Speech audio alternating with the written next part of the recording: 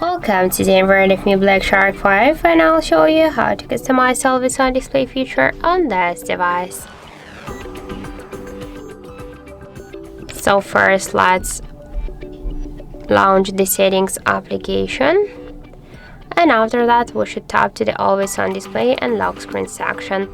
Then click here to Always On Display, and now we can change the display items time. For example, now we have selected always. We can use it for 10 seconds after tapping on the lock screen, or just to set the schedule, the start and the end time. We can also turn on a turn off feature to use the LED in battery saver mode.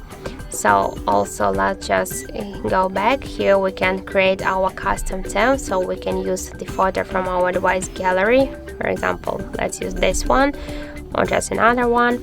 We can here change the text color. We can change the clock position from down to the up, or just to don't show it.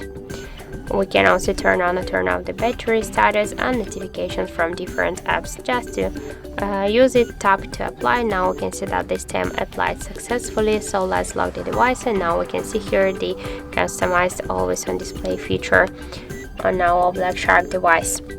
Also, we can use here the signature tab, the analog clock, kaleidoscope, the digital clocks, and different just backgrounds, the default backgrounds also. For example, let's use,